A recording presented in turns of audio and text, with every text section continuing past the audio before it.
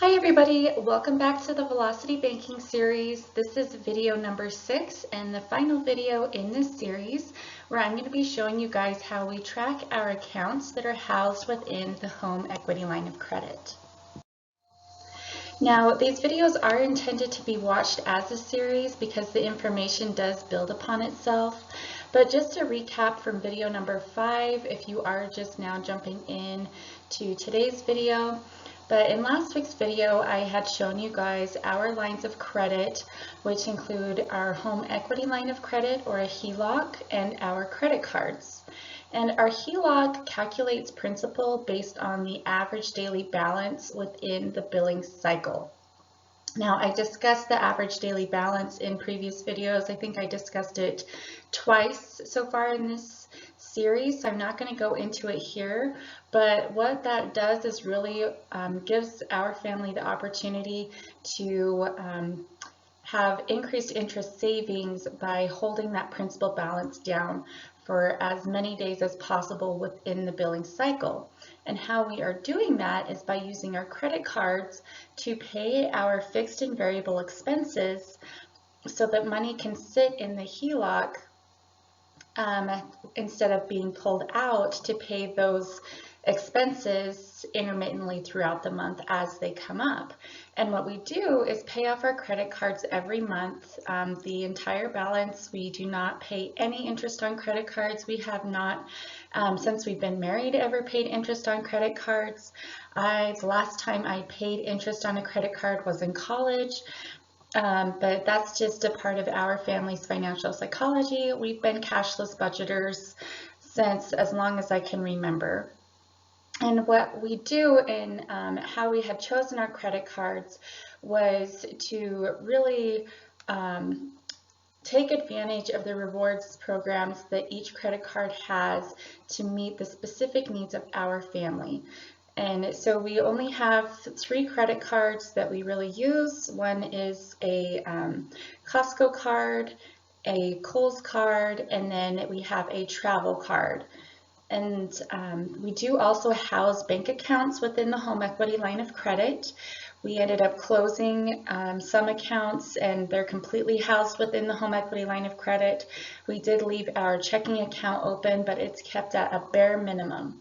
So what I'm going to be showing you guys today is how I track those accounts and track money that's flowing in and out of those accounts, and also keep track of bills that are going to be coming out of the checking account, those bills that require an actual checking account, and how I kind of track all of that so that I don't end up overdrafting or missing something and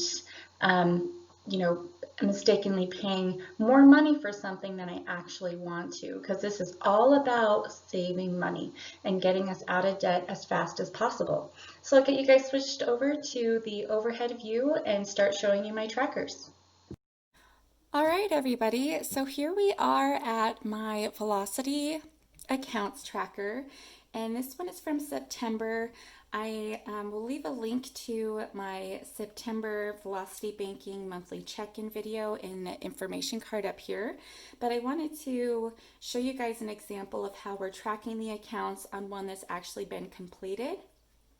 So again, I did the recap from last week's video where we talked about the accounts that we're housing within the HELOC, how we're using our line of credits to really optimize our interest savings with this strategy. It's going to look completely different for everyone depending on what you have access to and your financial psychology, what you're comfortable with doing, what will work well for your situation. So for us, how do I track how much money is flowing in and out of these accounts? The one account that has been left open is our standard checking account. And everybody else, the sinking funds was a second checking account that was closed. It's now completely housed within the home equity line of credit, as are these 2 savings accounts. And they all still have contributions. They're still serving the same purpose. And then I have this cash flow payment. I'm actually going to retitle this principal payment because of our cash flow, that's our current cash flow focus, is our home equity line of credit. So whatever money we have left over at the end of the month after paying all of our fixed and variable expenses, that money gets thrown at our debt focus, which is the HELOC. But I'm also adding in the principal payment that comes from the minimum monthly payment that has to go towards the HELOC. So I'm going to change that since it's not all encompassing for the true purpose that this tracker is serving right here, this category. So I'll come back to this down here at the bottom where we're looking at interest, starting balance, ending balance, how we come to those numbers. And I actually had a realization about what I was tracking with these as well, so I'd had to white those out, but more on that later. Let's look at our accounts, our transaction log. How do I come to those numbers that are in this plus and minus section? So for those of you who have been following along with me on my budget videos, I have a transaction log. Actually, I have it right here. I can show you. This is my transaction log for our fixed and variable expenses and income. And I use a checkbox section and it's color coded. So I followed that same system with this Velocity Banking transaction log.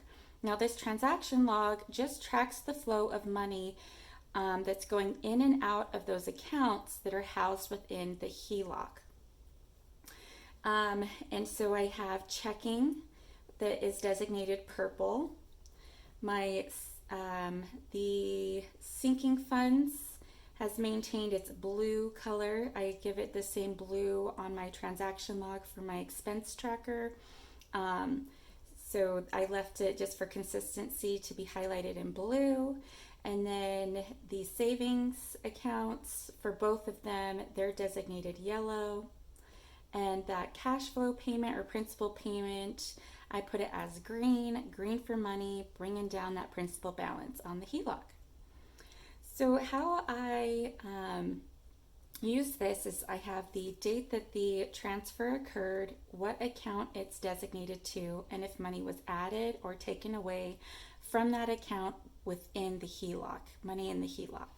So the checking account, as I mentioned, I have that standard checking account that's been left open for paychecks to be direct deposited and to allow us to pay bills that require a checking account. And I try to keep that standard checking account though at the bare minimum so I can keep as much money in the HELOC, holding the HELOC principal down for as many days in the month of that billing cycle, since its principal is calculated based on an average daily balance for our HELOC. So on the 8th, it looks like I had to transfer over $200 to the standard checking account, probably to cover some sort of bill or something. And then we probably got paid around the 11th, so I transferred over $3,000 from the standard checking account where the paycheck was direct deposited, and I transferred that into the designated checking account within the HELOC. And then I closed out my budget in September for August, the August monthly budget, and we found out our cash flow was $2,047.22, and that's what we were going to be throwing at our debt focus, which is the HELOC. So normally what that would look like is if there were two separate accounts, you'd have your checking account where all this money was housed, and then you'd have your home equity line of credit. And that money would physically change locations, or at least be represented electronically through the bank, that it's changing locations.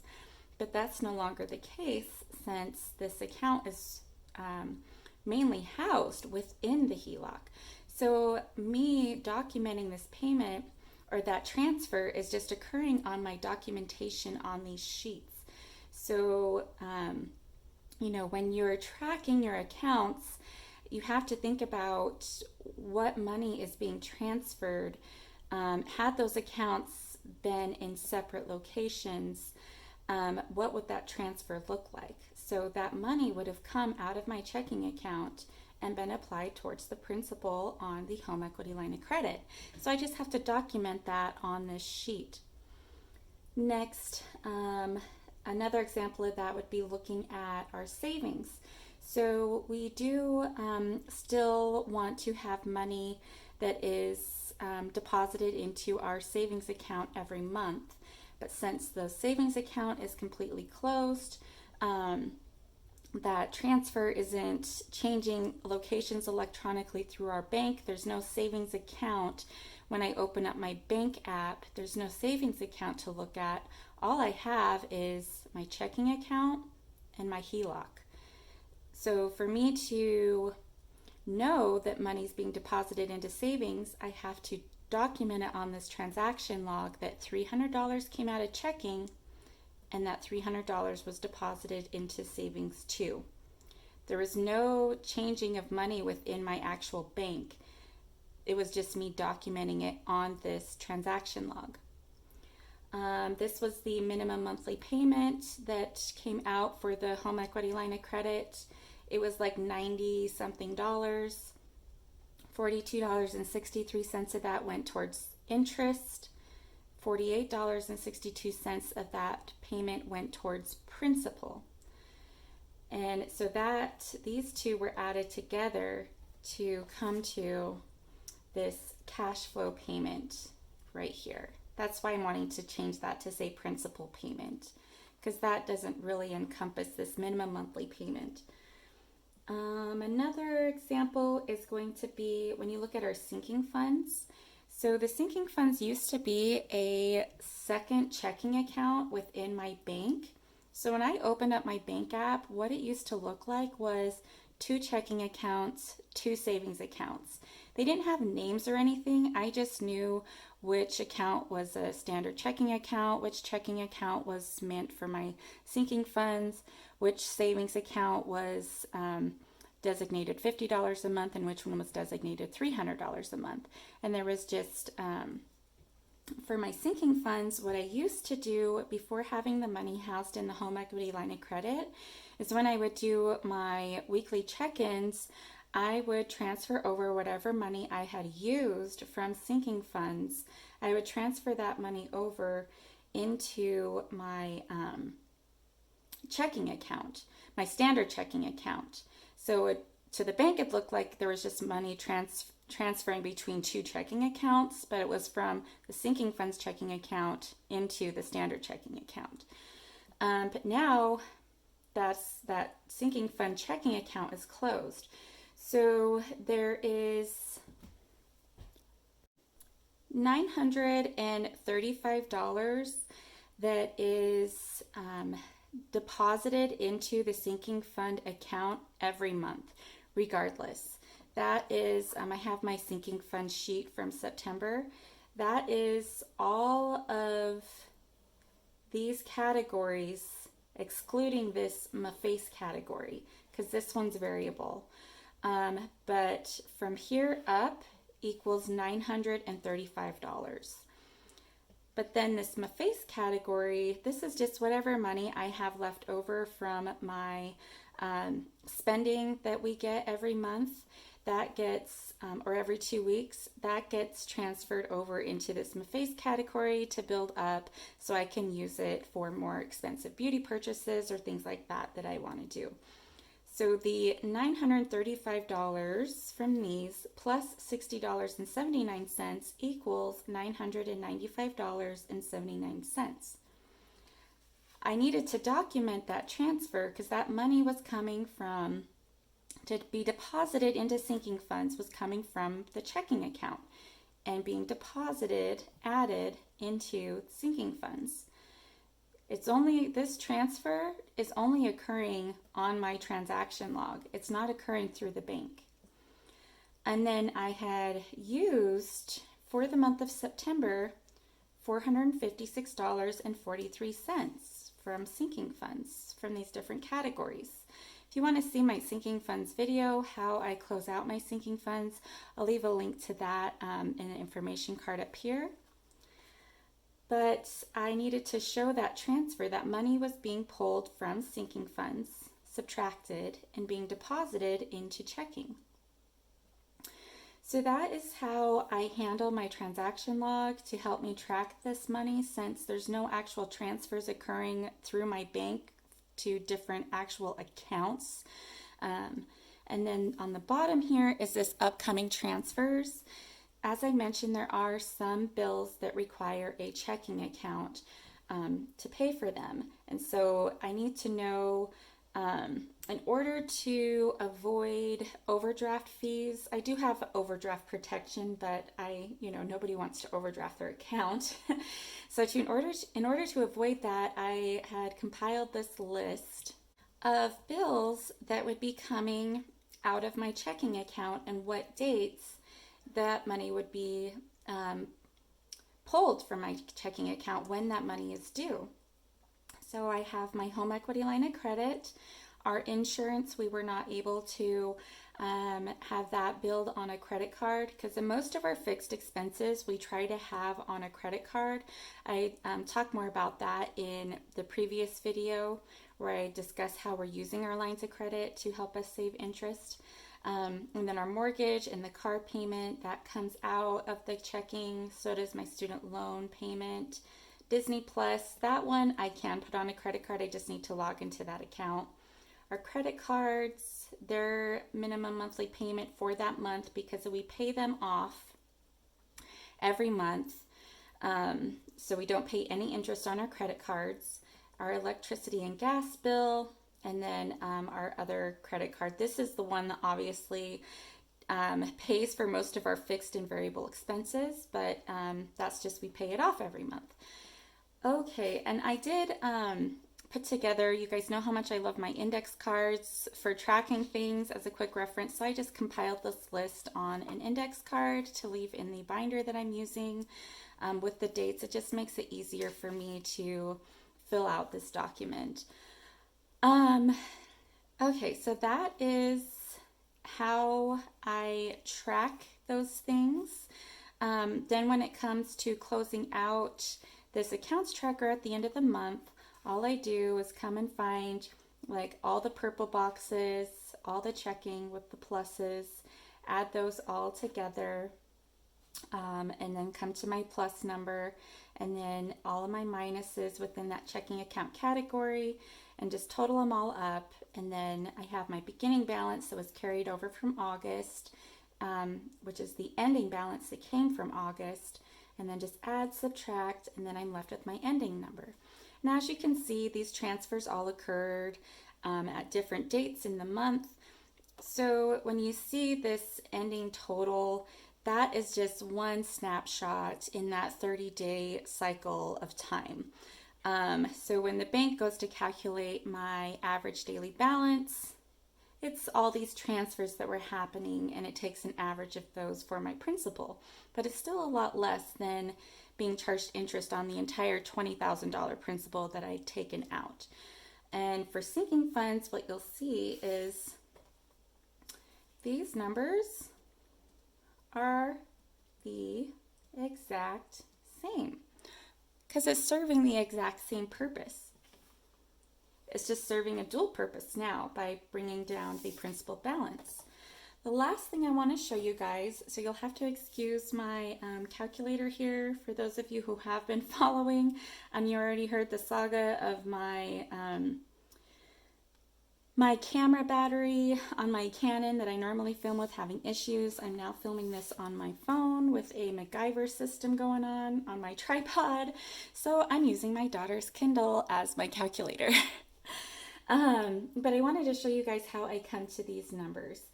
So the starting balance, so at the beginning of September and at the end of August, the HELOC starting balance was $8,125.13. How do I come to that number, and what was my realization? So what I had been doing, if you watched any of my previous monthly check-ins on my Velocity Banking videos, I was kind of double charging myself on interest, because I was adding interest to the $20,000 that I'd taken out. But really, when I make my minimum monthly payment, I'm paying off that interest for the month. So I forgot to include that. but let me see if I can get this on. Okay, so I want to show you guys how I come to that number. So the original principal on our loan was $20,000. That's what we transferred over from the HELOC to pay down the principal and student loan number 2. The money that was came from these accounts to hold that principal down was $11,874.84. So that equals $8,125.16. Whoops, I wrote that down wrong. That's supposed to be a 6. So I'll fix that. Let me see, all I have is a Sharpie right here. There we go. 16 cents. And so that is what the bank was actually seeing just at that snapshot in time, but that's the principal that we were actually being charged interest on by the bank.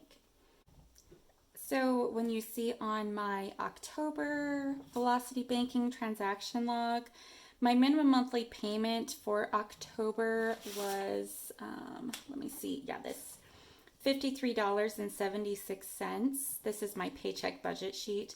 And of that $53.76, $28.06 went towards interest. And then this is my October transaction log. I'm tracking that principal payment of $25.70 that came from that minimum monthly payment in October, but I have it documented here. And interest overall, the last 2 months, we've paid $70.69 of interest. So what I was doing was I was taking $20,000 and adding the $70.69 of interest and making that my new principal, but really I'm paying down that interest every time I make my minimum monthly payments. So I had forgot to take that into consideration. But now, so with this new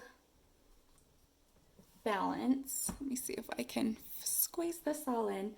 The new balance, the $20,000 minus $18,623.46 is now this $1,376.54.